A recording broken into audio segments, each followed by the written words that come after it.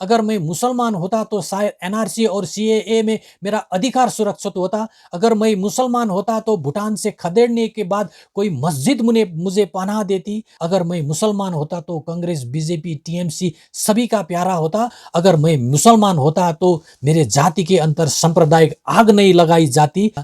मैंने इतना पीड़ा साजिश इसलिए झेला है क्योंकि मैं गोरखा हिंदू हूं। नमस्कार, मैं अजय गोरखा। आज का विश्लेषण का विषय है, मैं इस्लाम स्वीकार कर रहा हूं। मैं एक नेपाली भाषी हिंदू हूं। लगभग 3000 वर्ष पहले मेरे पूर्वज प्रकृति पूजक थे और सनातन धर्म का पालन करते थे। वेद, उपनिषद, कथाओं के प्रादुर्भाव के बाद मेरे पूर्वज भी वैदिक सनातन धर्म के पालन करने लगे। मैं एक ब्राह्मण कुल में पैदा हुआ हूँ। मैं हिंदू सनातन धर्म की ध्यान, ज्ञान, भक्ति मार्ग में जिया हूँ। ध्यान मार्ग तक का सफर मैंने भक्ति मार्ग होकर किया है। हजारों साल पहले मेरे पूर्वजों की सभ्यता उत्तराखंड, हिमाचल प्रदेश और पश्चिम नेपाल में थी। युद्ध संधि समन्वय होकर हम दार्जिलिंग, कालिम्पोंग में 200 साल पहले पहुंचे थे। यह माइग्रेशन का क्रम निरंतर रहा और आज भी है। मेरा एक छोटा सा परिवार है, छोटी सी खेती है, छोटा सा व्यापार है। जो प्रकृति देती है वही खाते हैं, पर खुश है, संतुष्ट है। प्रकृति ने जो दिया है उसे परमेश्वर मानकर धन्यवाद देते हैं। पर मेरा और मेरा परिवार का और मेरी जाति की, मेरी क्षेत्र की ये खुशी ज्यादा दिन का नहीं है। मेरा परिवार और पूरा गोरखा सभ्यता के ऊपर एक नहीं पर कई खतरों का बादल मंडरा रहा है और इन सभी खतरों का बादल की वजह है अकर्मण्य धृतराष्ट्र सरकार। इस वजह से आज मैं अपने जीवन का एक महत्वपूर्ण निर्णय लेने जा रहा हूं। मुझे पता है कि यह निर्णय मेरी पहचान और मेरी भविष्य पर गहरा असर डालेगा। मुझे किसी ने बहकाया नहीं है, किसी ने सिखाया नहीं है, न किसी ने प्रेरित किया है। न मैं इस्लाम के बारे में ज्यादा जानता हूं, न मैंने इस्लाम के बारे में जानने का प्रयास किया है। धृतराष्ट्र और दुर्योधन सरकार की वजह से मेरा अस्तित्व खतरे में है। भारत सरकार ने नेपाल को अधीन में करने के लिए मंगोल और आर्यन, हिंदू और बौद्ध के बीच फूट डालने की साजिश की, जो आज मेरे क्षेत्र, शहर और गांव दार्जिलिंग, कालिम्पोंग, सिक्किम में प्रवेश कर सांप्रदायिक सद्भावना को तोड़ने का प्रयास कर रहा है। यह वीडियो देखिए। Some of the stuff that the money is being spent on that we didn't even know. Crazy examples that came out. Look, $100 million on initiatives like expanding atheism in Nepal. That's what American taxpayers should be paying for? No way. Nepal में मनमोहन सिंह जी के रहते हिंदू राष्ट्र खत्म हो गया। जो atheist movement है उसको यूएसएड ने पैसा दिया कि नहीं दिया? सामंता पावर से आपकी मुलाकात हुई या नहीं हुई? I can give you hundreds of examples of where they were authorizing. Sure, let's list them off. $500,000 to expand atheism in Nepal. Bharat देश की राजनीतिक पार्टियों ने फूट डालो और शासन करो की राजनीतिक फायदे के लिए एक को जनजाति का दर्जा दिलाया और दूसरों को नहीं दिलाया, जिससे हमारी सांप्रदायिक सद्भावना दो टुकड़ों में बट गया है।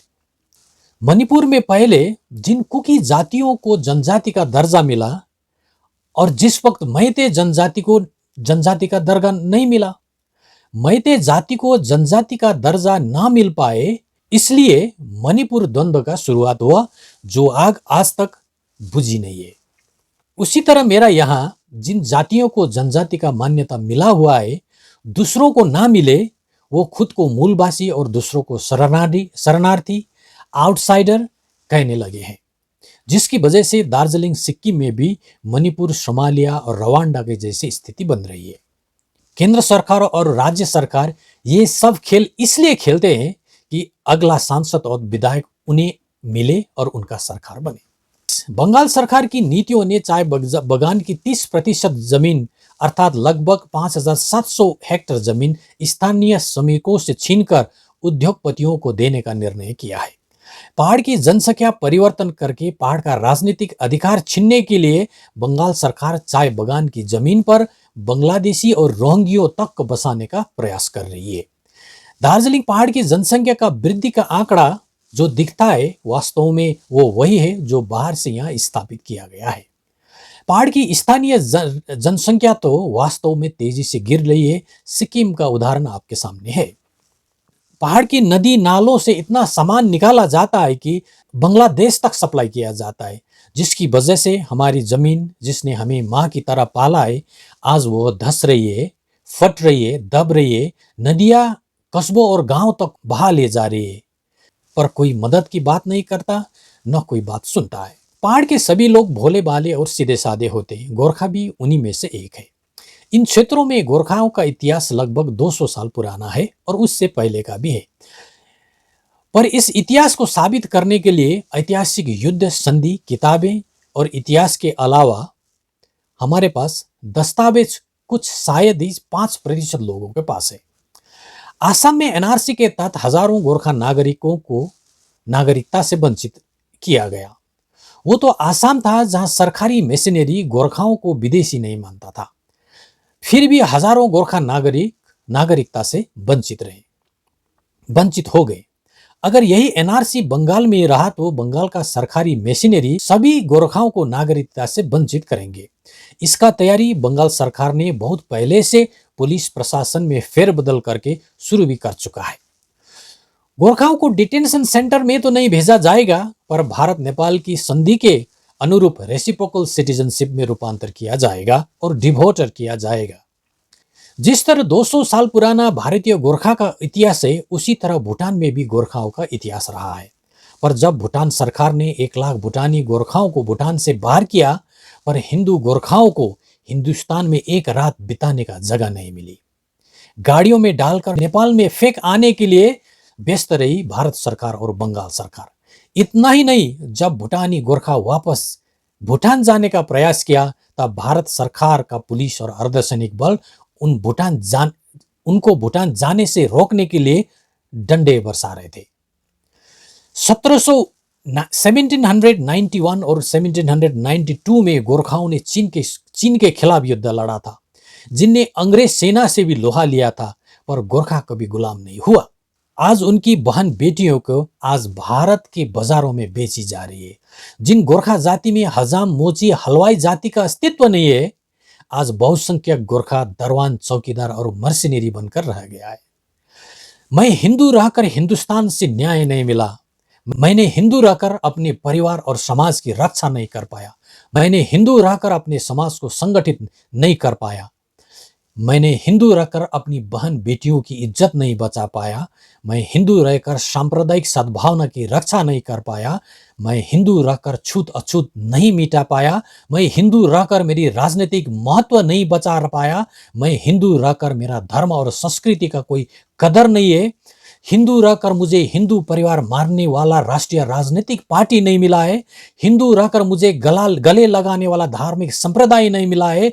हिंदू रहकर इन भ्रष्टाचारियों, घूसखोरों, ठेकेदारों से मैंने अपनी पहाड़ की जमीन को बचा नहीं पाया है। इन सब कारणों से मैं अपने समुदाय और भविष्य को लेकर निराश महसूस कर रहा हूं। अगर मैं मुसलमान होता तो छुआछूत नहीं होता। अगर मैं मुसलमान होता तो मेरा जाति विभाजन नहीं होता।